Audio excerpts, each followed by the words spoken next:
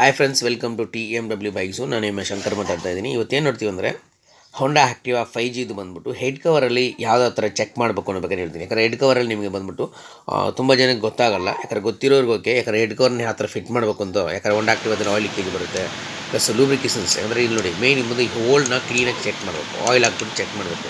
ಯಾಕಂದರೆ ಇದು ಒಂದು ವೇಳೆ ನಿಮಗೆ ಆಯಿಲ್ ಕರೆಕ್ಟಾಗಿ ಸಪ್ಲೈ ಆ ಥರ ಬಂದಿಲ್ಲ ಅಂದರೆ ಏನಾಗುತ್ತೆ ಅಂದರೆ ಕ್ಯಾಮ್ ಶಾಫ್ಟ್ ರಾಕರ್ ಅವ್ರ ಮೇಲೆ ಹೋಗಿಬಿಡುತ್ತೆ. ಯಾಕಂದರೆ ಇದು ಮೇಯ್ನ್ ತುಂಬ ಇಂಪಾರ್ಟೆಂಟು.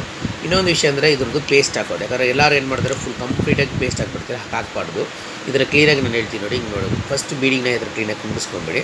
ಯಾಕಂದರೆ ಈ ಜಾಗದಲ್ಲೆಲ್ಲ ಎಲ್ಲೂ ಬೇರೆ ಎಲ್ಲೂ ಪೇಸ್ಟ್ ಹಾಕೋಂಗಿಲ್ಲ. ಬಂಡ್ಲಿ ಫಾರ್ ಅದು ಇದು ಹೆಡ್ಡಲ್ಲಿ ಕುತ್ಕೊಳ್ಳೋದು ಸರ್ಫೇಸಲ್ಲಿ ಜಾಗ ಮಾತ್ರ ನಿಮಗೆ ಬಂದ್ಬಿಟ್ಟು ಪೇಸ್ಟ್ ಹಾಕಿದ್ರೆ ಸಾಕು. ಓಕೆನಾ?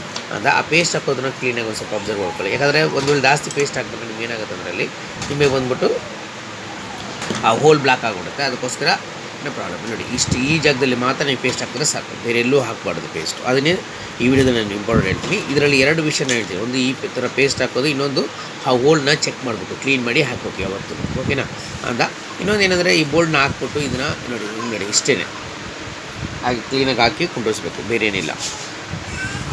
ಗೊತ್ತಾ? ಮತ್ತು ಇನ್ನೊಂದು ಏನಂದರೆ ಇದರಲ್ಲಿ ಹಾಕ್ಬೇಕಾದ್ರೆ ಬೋಲ್ಡ್ನ ನೆಕ್ಸ್ಟ್ ಬಂದ್ಬಿಟ್ಟು ಬೋಲ್ಡ್ ಹಾಕ್ತೀರಾ, ಬೋಲ್ಡ್ ಹಾಕಿ ಟೈಟ್ ಮಾಡ್ತೀರಾ. ಕೆಲವು ಗಾಡಿಗಳಿಗೆ ನೀವು ಇಷ್ಟು ಮಾಡಿದ ಮೇಲೆ ಕೂಡ ಕೆಲವು ಗಾಡಿಗಳಿಗೆ ನೀವು ಕೇಳ್ಬೋದು, ಸರ್ ಏನು ಸರ್ ನಾವು ಇಷ್ಟೆಲ್ಲ ಮಾಡ್ತೀವಿ ಬಟ್ ಆದರೂ ಕೂಡ ಆಯಿಲ್ ಲೀಕೇಜ್ ಬರುತ್ತೆ ಸರ್ ಅಂತ. ಏನಿಲ್ಲ, ಈ ಬೋಲ್ಡ್ ಹಾಕ್ತೀವಲ್ಲ, ಆ ಬೋಲ್ಡ್ ಮೇಲುಗಡೆ ಒಂದು ಡ್ರೈನ್ ಬೋರ್ಡ್ ವಾಷರ್ ಇದೆಯಲ್ಲ, 2 ವಾಷರ್ ಹಾಕ್ಕೊಂಬಿಡಿ. ಬಟ್ ಆದರೆ ವಾಷರ್ ಹಾಕಿ ಟೈಟ್ ಮಾಡಬೇಕಾದ್ರೆ ಸ್ವಲ್ಪ ಕೇರ್ಫುಲ್ಲಾಗಿ ಟೈಟ್ ಮಾಡಬೇಕು.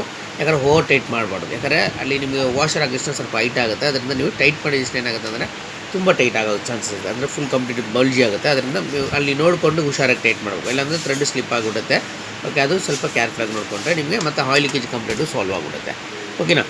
ಇವಾಗ ನಾವು ಹೇಳಿದ್ದೇನೆಂದರೆ ಒಂದು 2 ವಿಷಯ ಏನಂದರೆ ನಿಮ್ಗೆ ಏನಂದರೆ ಮೇಯ್ನ್ ಬಂದುಬಿಟ್ಟು ಫಸ್ಟು ಹೆಡ್ ಕವರಲ್ಲಿ ಅದನ್ನು ಹೋಲ್ನ ಕ್ಲೀನ್ ಮಾಡಿಸ್ಬೇಕು. ಇನ್ನೊಂದು ಏನಪ್ಪ ಅಂದರೆ ಅಲ್ಲಿ ಇರೋಂಥ ಪೇಸ್ಟ್ ಹಾಕೋದನ್ನ 2 ವಿಷಯ ನಿಮಗೆ ತುಂಬ ಇಂಪಾರ್ಟೆಂಟ್ ಆಗಿ ನೋಡಬೇಕು. ಇನ್ನೊಂದು ಇದರಲ್ಲಿ ಕ್ರಾಂಕೇಜ್ ಬ್ರೀದರು ಬರುತ್ತೆ. ಬಟ್ ಅದ್ರ ಬಗ್ಗೆ ನಾನು ನೆಕ್ಸ್ಟ್ ವೀಡಿಯೋದಲ್ಲಿ ನಿಮಗೆ ಅದ್ರ ಬಗ್ಗೆ ತಿಳಿಸ್ಕೊಡ್ತೀನಿ. ನೆಕ್ಸ್ಟ್ ವೀಡಿಯೋದಲ್ಲಿ ನಾನು 5G ಆ್ಯಕ್ಟಿವಾಗಿ ಕರೆಕ್ಟಾಗಿ ಟ್ಯಾಪ್ ಆ್ಯಂಡ್ ಅಡ್ಜಸ್ಟ್ ಮಾಡೋದು ಹೇಗೆ ಅನ್ನೋದು ನೆಕ್ಸ್ಟ್ ವೀಡಿಯೋದಲ್ಲಿ ನಿಮಗೆ ಹಾಕ್ಕೊಡ್ತೀನಿ ಅಂತ. ಈ ವಿಡಿಯೋ ನೋಡೋದಕ್ಕೆ ಧನ್ಯವಾದಗಳು ನಾನು ನಿಮ್ಮ ಶಂಕರು. ಈ ವಿಡಿಯೋನ ನಿಮ್ಗೆ ಹಿಡಿಸೋದಂದರೆ ಲೈಕ್ ಮಾಡಿ, ಕಮೆಂಟ್ ಮಾಡಿ, ಮತ್ತು ಇದು ಬೇರೆಯವ್ರಿಗೂ ಶೇರ್ ಮಾಡಿ. ಇದು ಗೊತ್ತಿರೋರಿಗೆ ಓಕೆ, ಗೊತ್ತಿಲ್ಲದವ್ರಿಗೆ ಇದು ಯೂಸ್ಫುಲ್ ಆಗುತ್ತೆ ಅನ್ನೋದು ನನ್ನ